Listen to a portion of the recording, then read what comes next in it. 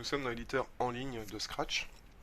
Pour le présenter rapidement, vous avez ici en haut à gauche le choix de la langue. Donc, par exemple, cette activité, on peut la faire en anglais, en allemand, en espagnol, afin de familiariser les élèves avec le vocabulaire de déplacement.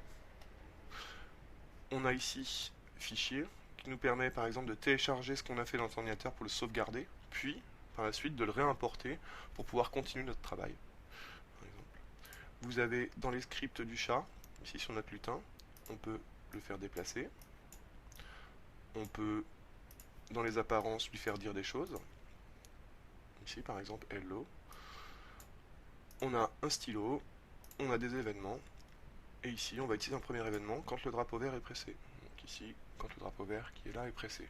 On va lui faire dessiner un carré. Donc pour ça, pour dessiner un carré, on va le faire avancer de 50, le faire tourner à gauche de 90 degrés.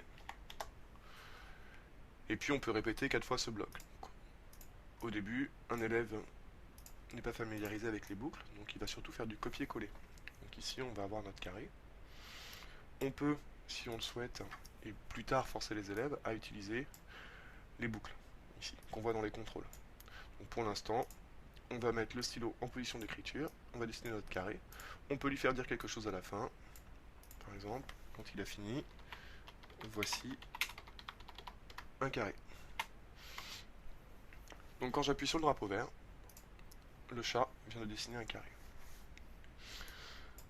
Ce bloc-là, ici, on peut le donner aux élèves, il sert à tout effacer et à remettre le chat à sa position initiale. C'est-à-dire que quand la touche R est pressée, on peut choisir une autre touche. Alors on revient à la position 0, 0. Donc le plan ici est muni d'un repère. L'origine se situe au centre, au milieu du plan.